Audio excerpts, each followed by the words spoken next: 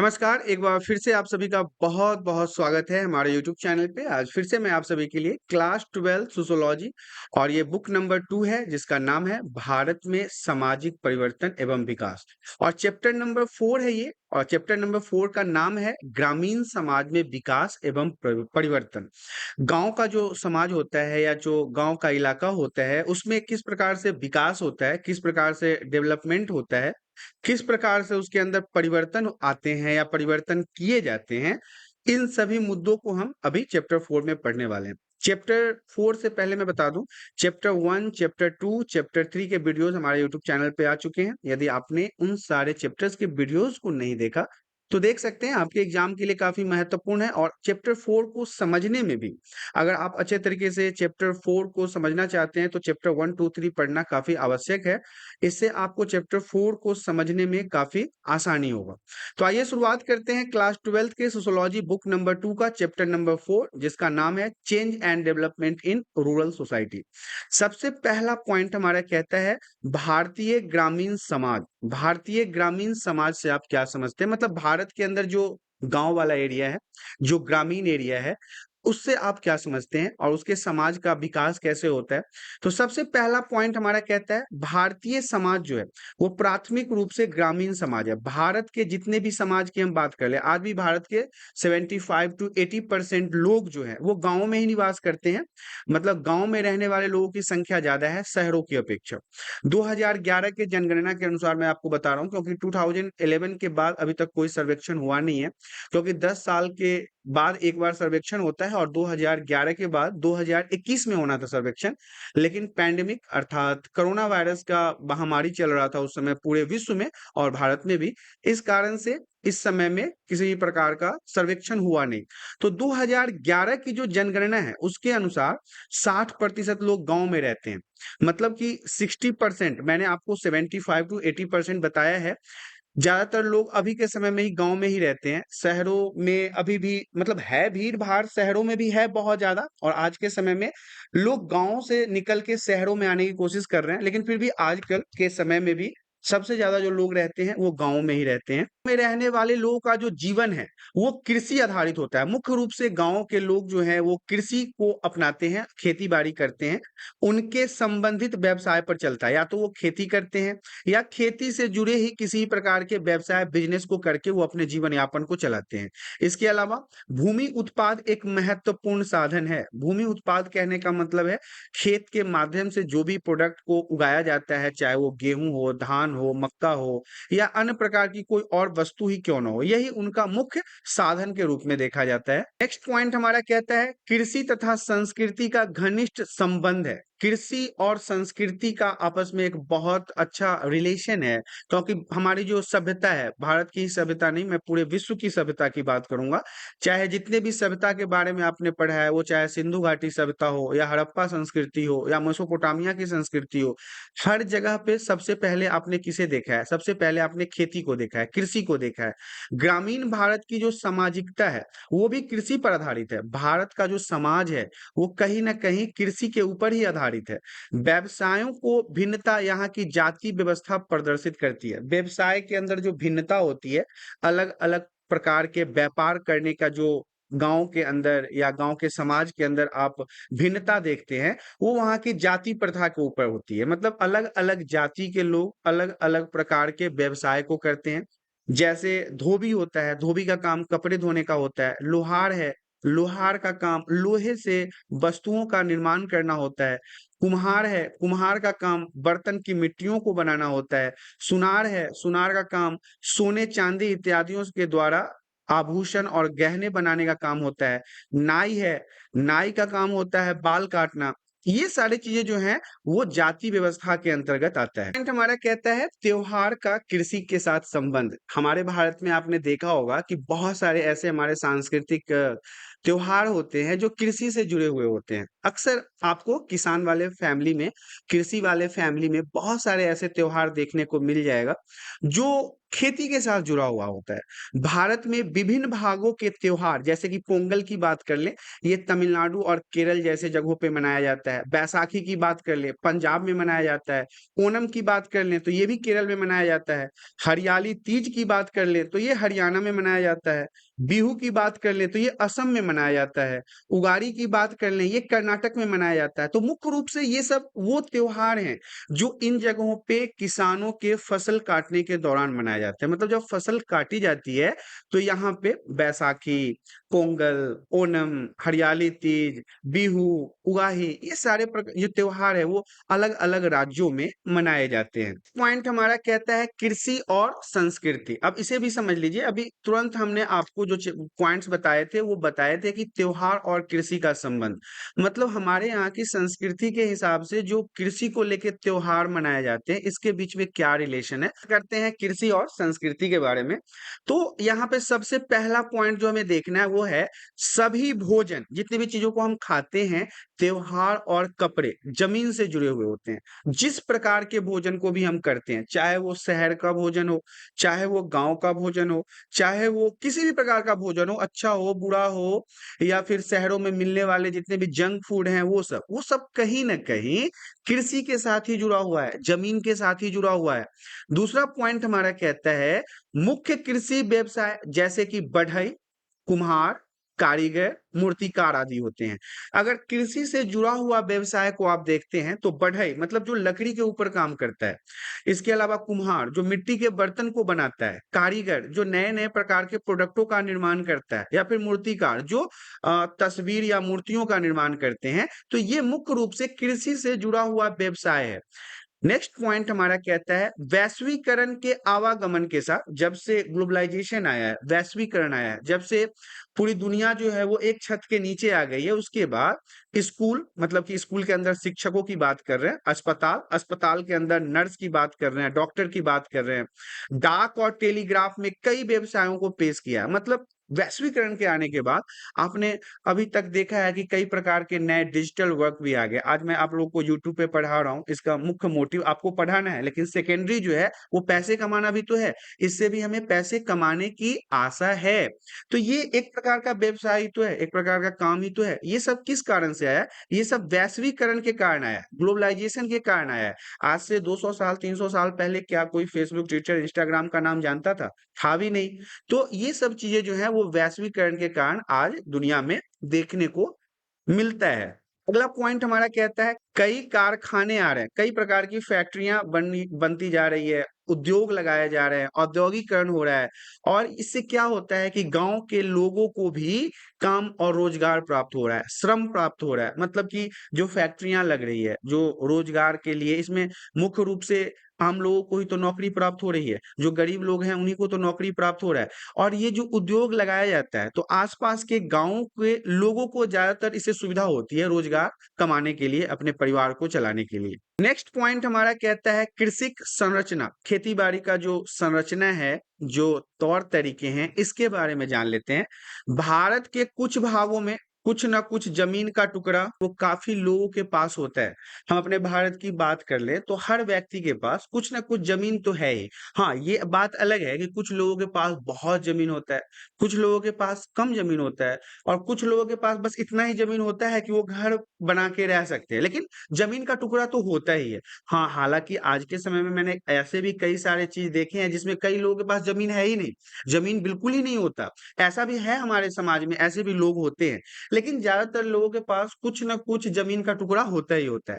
जबकि दूसरे भाग में 40 से 50% परिवार के पास भूमि ही नहीं होती। देखिए, मैंने अभी आपको यही बताया है कि 40 से 50% ऐसे लोग हैं जिनके पास जमीन है ही नहीं, बिल्कुल ही जमीन नहीं है। कई लोगों तो मैंने इस हालत में देखा है कि उनको घर बनाने के लिए भी जमीन नहीं है, रहने के लिए भी जमीन नहीं है।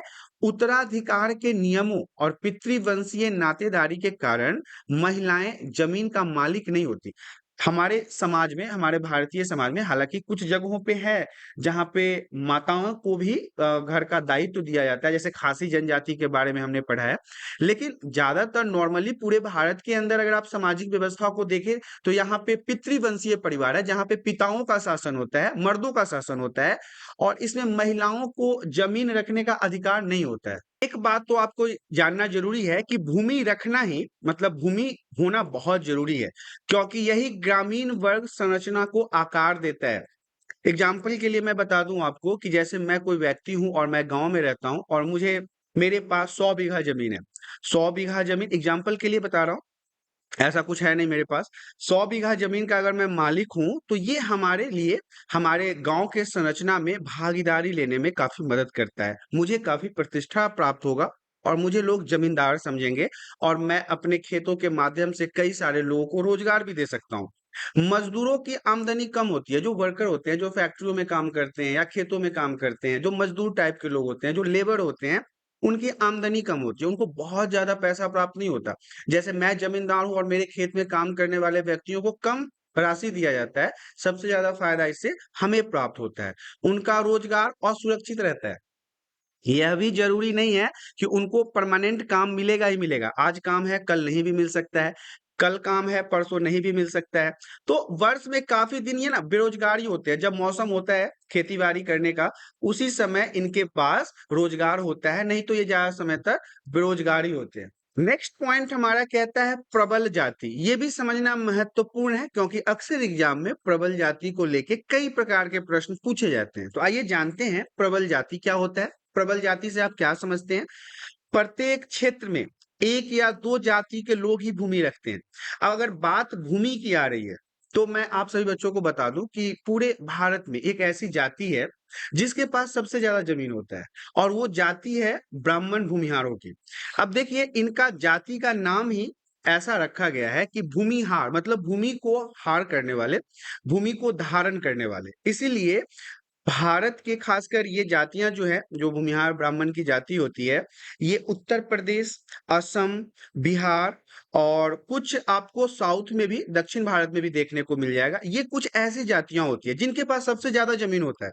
आज के समय में भी मुझे जैसा कि अंदाजा है, मैंने जहां तक देखा है, मतलब परिचित लोग थे और वो बिहार के कोचस कुचला मतलब ऐसा गांव का नाम था, उनके पास टोटल 1500 बीघा जमीन है।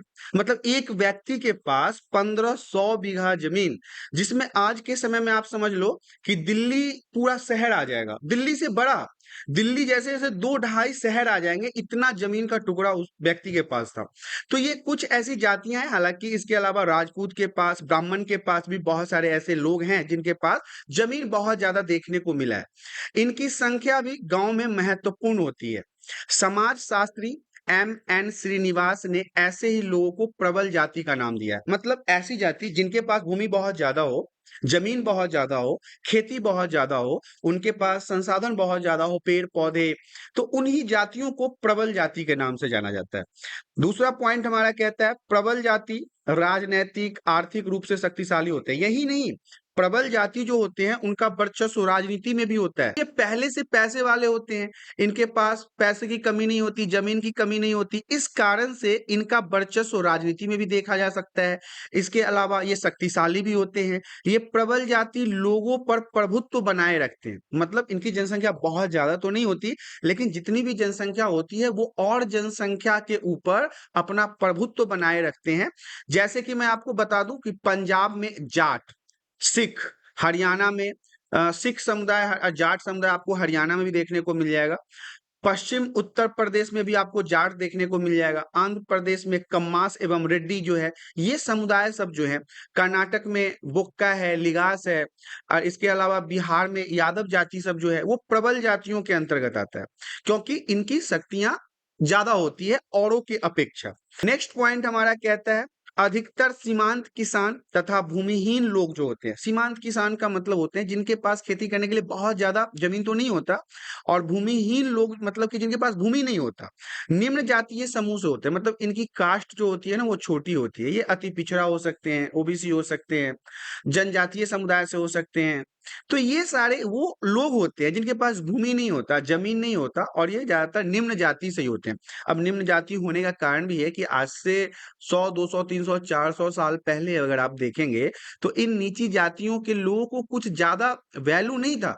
इनको इनके ऊपर बहुत अत्याचार किया जाता था। जो बड़े बड़े जमींदार होते थे, जो शक्तिशाली वर्ग हुआ करते थे, वो छोटे कास्ट के लोगों को सताते थे, उनको परेशान करते थे, और उनके पास जमीन वगैरह तो कोई था ही नहीं, क्योंकि वो शुरुआत से ही गरीब थे। वे अधिकतर प्रबल जाति के लोगों के यहाँ कृषि मजदूरी करते थे। प्रबल जाति कहने का मतलब है, मैंने अभी आपको समझाया भी है कि प्रबल जाति किसे कहते हैं।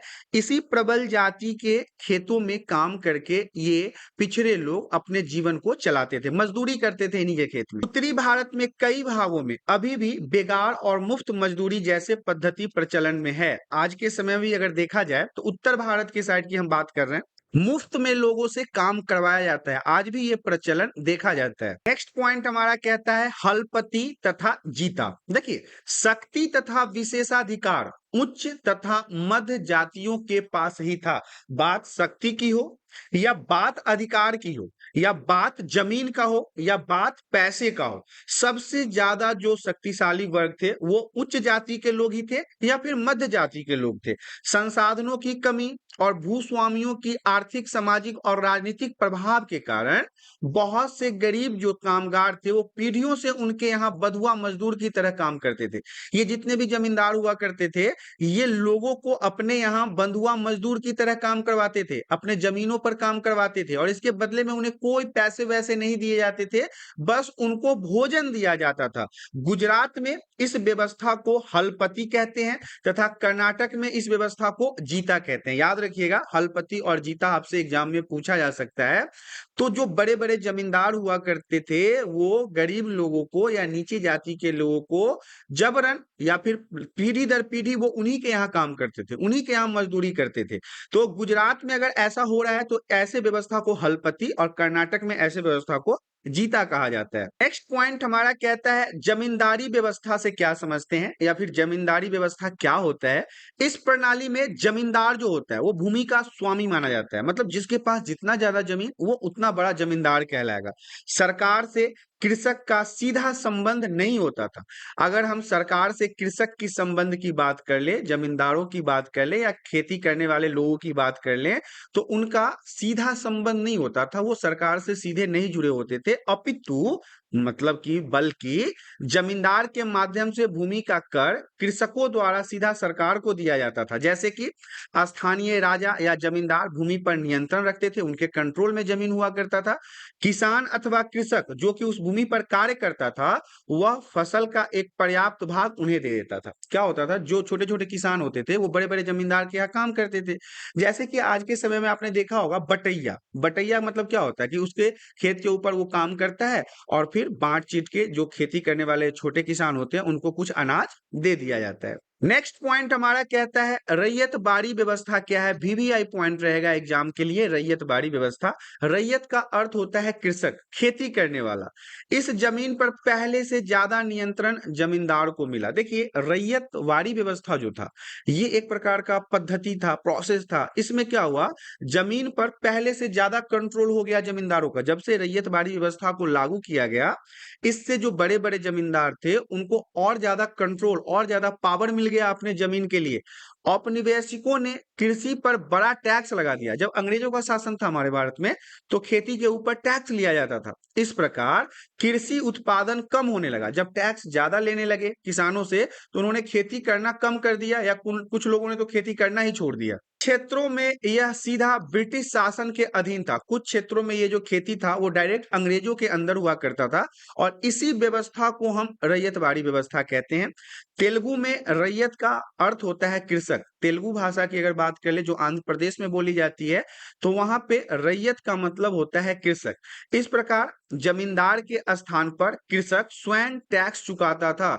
वो सरकार को डायरेक्ट टैक्स पे करता था और इस प्रकार इसका टैक्स भार कम हो गया और इन क्षेत्रों में कृषि उत्पादन की संपन्नता भी बढ़ चुकी थी। नेक्स्ट पॉइंट हमारा कहता है स्वतंत्र भारत में भूमि सुधार, मतलब कि भारत जब आजाद हुआ तो खेती को लेके या जमीन को लेके किस प्रकार के सुधार हुए।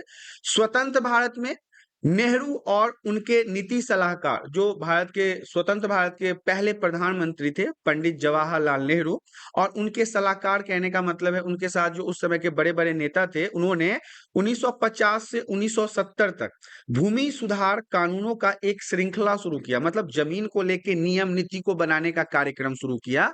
राष्ट्रीय तथा राज्य स्तर पर बहुत ही कई अलग अलग परिवर्तन भी किए गए, कई कई प्रकार के बदलाव किए गए जमीन को लेके। अब हम बात करेंगे कि पंडित जवाहरलाल नेहरू और उनके सलाहकारों के द्वारा जो 1950 से 1970 में जमीनों को लेके कई बदलाव किए गए थे, उसमें महत्वपूर्ण परिवर्तन क्या क्या थे, सबसे अच्छा और महत्वपूर्ण परिवर्तन क्या क्या था, इसके बारे में जान लेते हैं। तो इसमें कुछ पॉइंट्स आपको बताया गया है। सबसे पहला पॉइंट तो है कि जमींदारी व्यवस्था को समाप्त कर दिया गया, परंतु केवल कुछ क्षेत्रों में ही हो पाया। इन्होंने जो नियम बनाया, नीति बनाया, उससे जमींदारी व्यवस्था, जिनके पास बहुत सारा जमीन था, उनके जमींदारी व्यवस्था को समाप्त कर दिया गया। लेकिन ये पूरे देश में लागू नहीं हुआ, क्योंकि इसके खिलाफ जमींदार सब खड़े हो गए और उस समय जमींदार जो थे वो पैसे वाले हुआ करते थे, उनके पास भी काफी लठैत और लोग हुआ करते थे। तो इस कारण से पूरे भारत में इस व्यवस्था को लागू नहीं किया गया।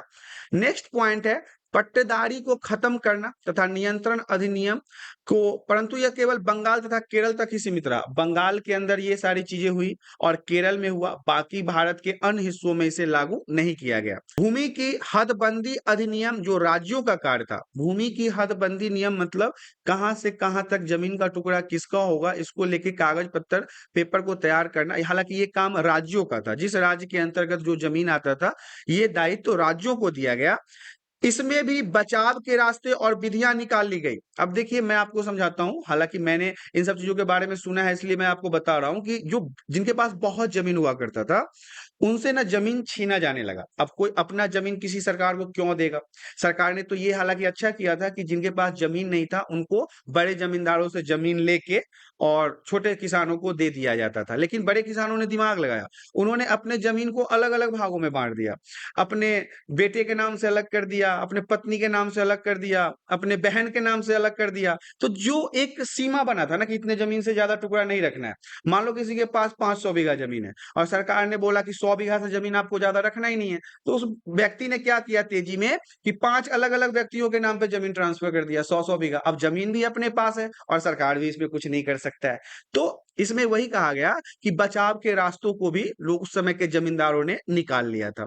नेक्स्ट पॉइंट हमारा कहता है भूमि सुधार न केवल कृषि उपज को बढ़ाता है, भूमि सुधार से सिर्फ और सिर्फ जमीन का बंटवारा ही संभव नहीं है, बल्कि इससे ना उपज भी बढ़ाया जाता है, खेती बाड़ी के तौर तरीकों को और अधिक मतलब बेहतर बनाया जा सकता है कि इससे ग्रामीण क्षेत्रों में गरीबी भी हटाया जा सकता है। जो गांव के लोग गरीब है, जिनके पास जमीन नहीं है, जो बिल्कुल मजदूरी करने के हालत में है, तो उनको अगर जमीन का टुकड़ा दे दिया जाए तो वो खेती करके अपने जीवन को चला सकते हैं। सामाजिक न्याय भी यही है, सामाजिक न्याय दिलाने के लिए भी आवश्यक है। अब ऐसा है कि किसी व्यक्ति के पास 500 बीघा जमीन है और वो ऐसे ही खाली पड़ा हुआ है और कोई व्यक्ति जमीन के बिना घर नहीं बना पा रहा है, तो ये एक सामाजिक अन्याय हो जाता है। सामाजिक न्याय दिलाने के लिए भी पंडित जवाहरलाल नेहरू ने 1950 से 1970 के बीच में ये जमीन सुधार कार्यक्रम को किया था।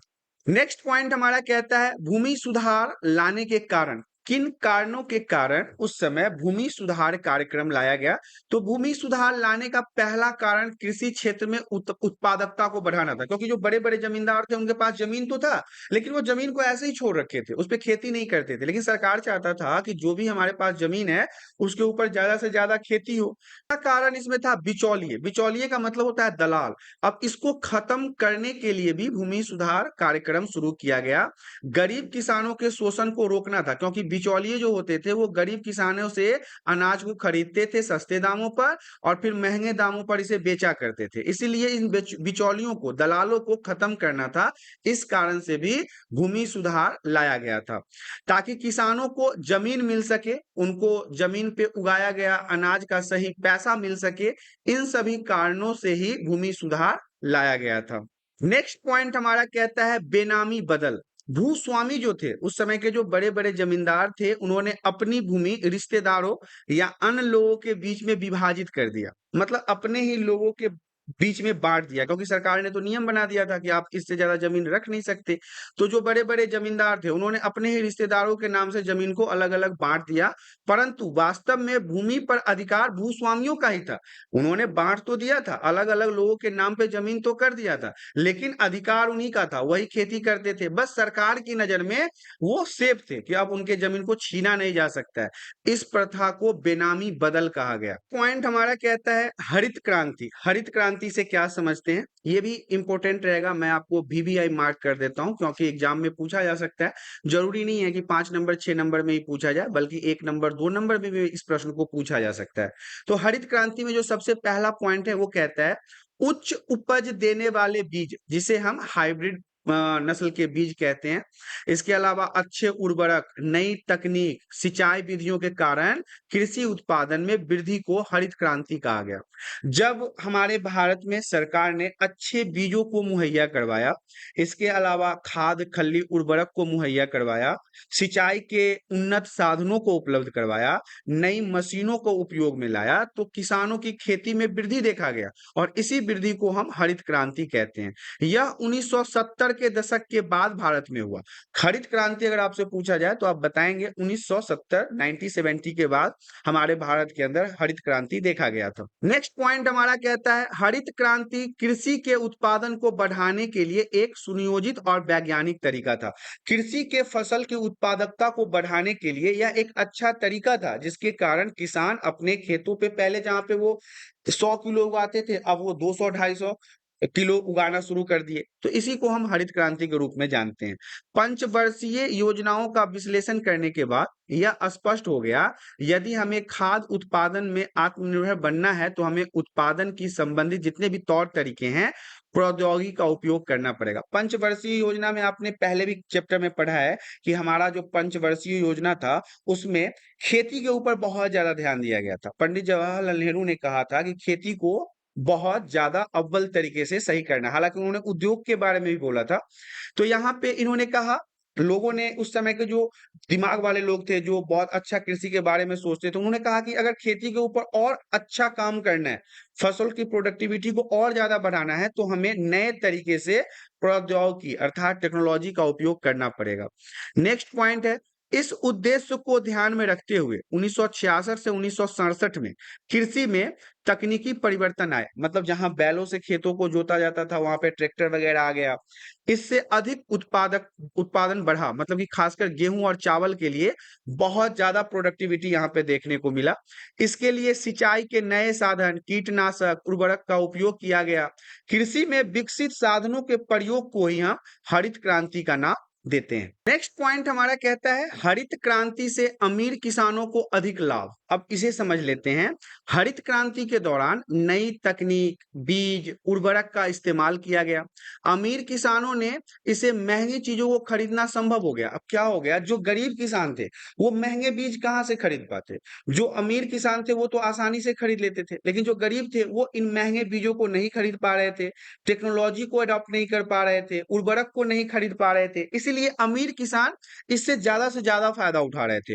उन्होंने महंगे बीजों को खरीदा, उन्होंने टेक्नोलॉजी को खरीदा, उन्होंने सिंचाई के नए नए साधनों को खरीदा और इससे अधिक फसल उगाकर ज्यादा से ज्यादा मुनाफा कमाया। नेक्स्ट पॉइंट हमारा कहता है क्रांति से पहले भारत में अनाज उत्पादन के क्षेत्र की स्थिति। हरित क्रांति से पहले जो है वो भारत आवश्यक अनाज का उत्पादन करने में असमर्थ था। मतलब जितनी हमारी जरूरत थी भारत के लोगों को खाने के लिए, उतना भी अनाज हम नहीं उगा पा रहे थे।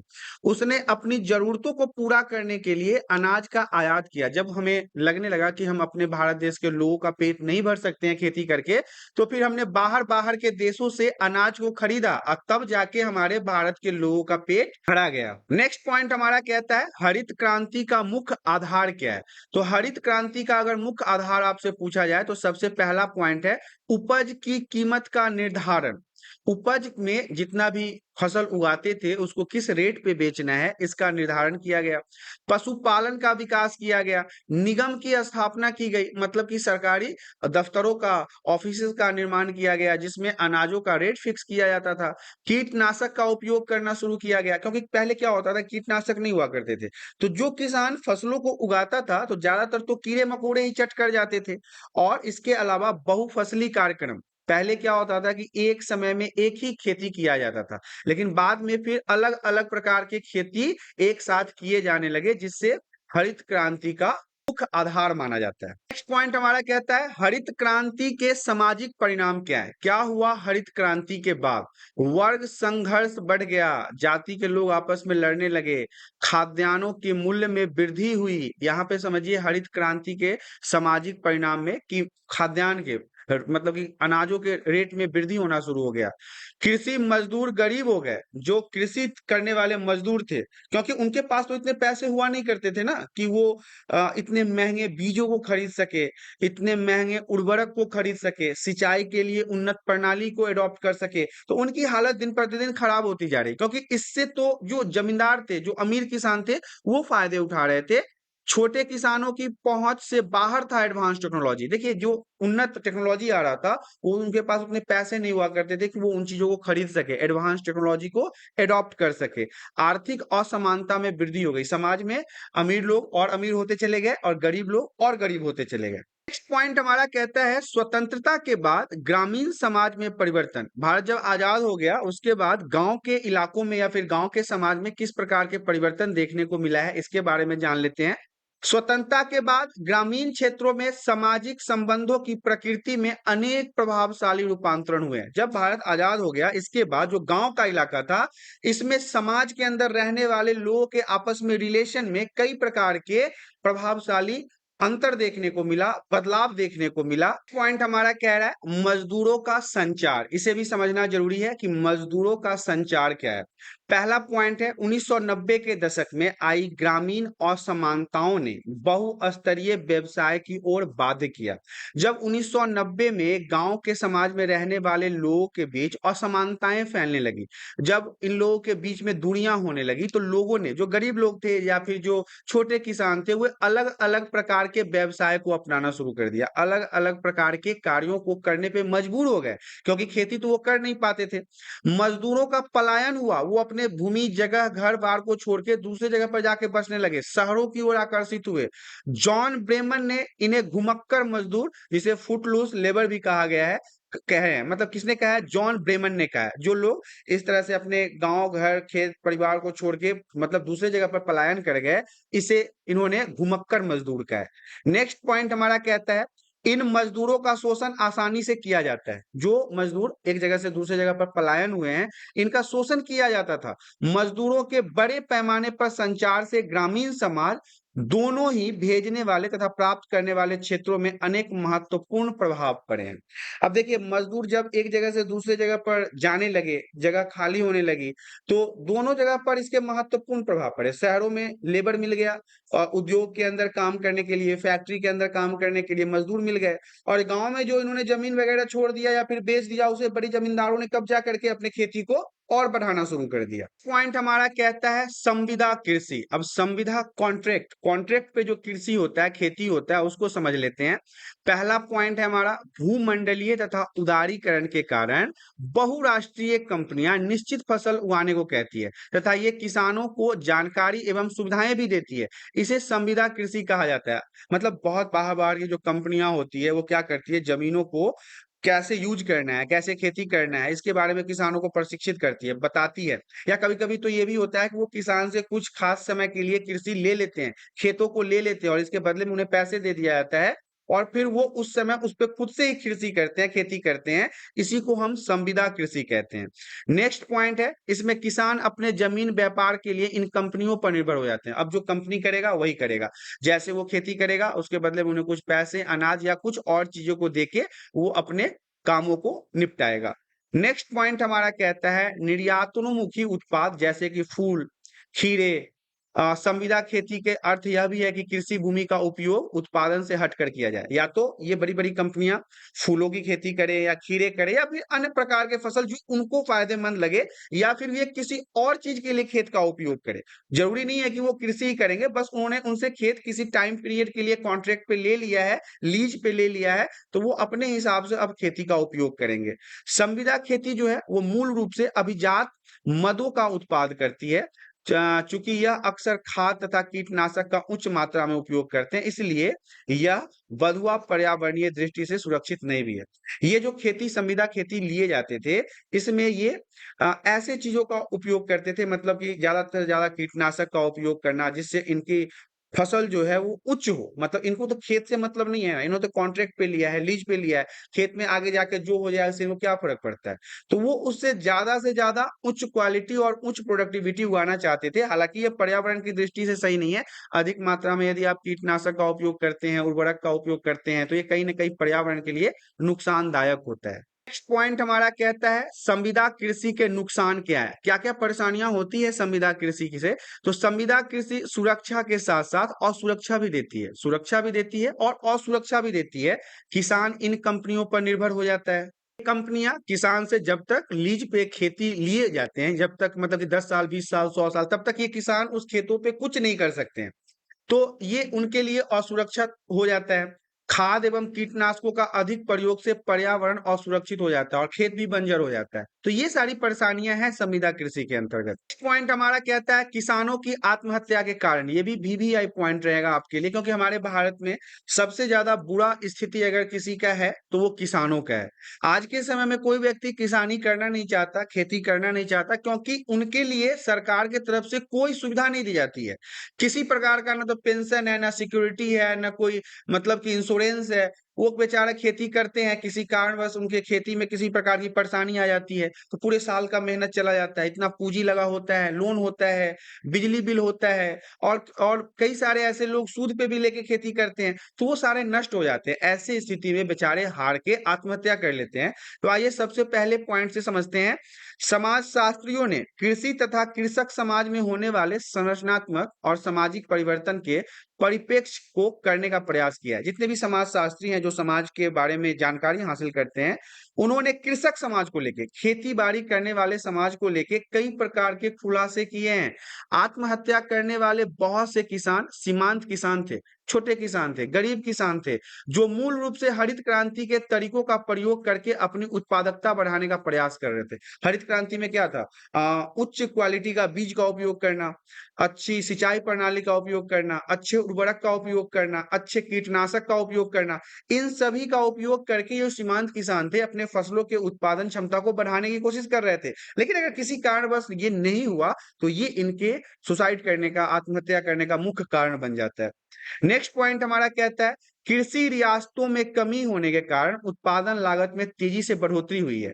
किसानों को मिलने वाले जो फसल के बीज हैं, या फिर उर्वरक है, या सिंचाई है, या फिर लाइट की सुविधा के, ये बहुत महंगे हो रहे हैं और उनसे उनको नुकसान हो रहा है। तथा बहुत से किसान अपना उत्पादन बढ़ाने के लिए महंगे मदों में निवेश करने हेतु उधार भी ले लेते हैं। अधिक से अधिक प्रोडक्टिविटी को बढ़ाने के लिए पैसे उधार लेते हैं, लोन लेते हैं, और किसान ऋणी हो जाते हैं, लोन के अंदर दबते चले जाते हैं, वो लोन को चुका नहीं पाते, इस कारण से वो सुसाइड कर लेते हैं। नेक्स्ट पॉइंट हमारा कहता है खेती का न होना या फिर कुछ मामलों में उचित आधार अथवा बाजार मूल्य के अभाव के कारण किसान कर्ज के बोझ उठाने अथवा अपने परिवारों को चलाने में असमर्थ हो जाता है। मान लो कोई ऐसा किसान है जिसने गेहूं का उपज किया है, और गेहूं के उपज करने में उसे प्रति केजी गेहूं जो है वो 10 रुपए लग चुका है। अब किसान को कम से कम 12 रुपए 15 रुपए पर केजी अगर नहीं मिलेगा, तो वो किसान कैसे अपना परिवार चलाएगा। अब उसको वही गेहूं बेचने के समय में 7 रुपए पर केजी, 8 रुपए पर केजी बेचना पड़ रहा है, तो वो तो ऐसे ही नुकसान में है। वो कैसे अपने परिवार को चलाएगा, कैसे लोन चुकाएगा। इसमें वो असमर्थ हो जाता है, और आत्महत्याओं की घटनाएं इसी कारण से अभी के समय में बढ़ रही है। ये आत्महत्याएं मैट्रिक्स घटनाएं बन गई है। मैट्रिक्स घटनाएं कहने का मतलब है 2 से 4 हो रहा है, 4 से 16 हो रहा है, 16 से सीधे दुगुना हो रहा है। तो ऐसे ये संख्याएं किसानों की आत्महत्या करने की दिन प्रतिदिन बढ़ता जा रहा है। प्रकार से आपने देखा क्लास 12 सोशियोलॉजी बुक नंबर 2, और बुक का नाम था भारत में सामाजिक परिवर्तन एवं विकास। ये चैप्टर 4 था। चैप्टर 4 का नाम है ग्रामीण समाज में विकास एवं परिवर्तन। इंग्लिश में इसे हम कहते हैं change and development in rural society. Already हमने चैप्टर 1, 2, 3 और आज चैप्टर 4 भी कंप्लीट कर लिया है। आशा करता हूं वीडियो में दी गई जानकारी आप सभी को पसंद आया होगा। जानकारी पसंद आया तो वीडियो को लाइक करें।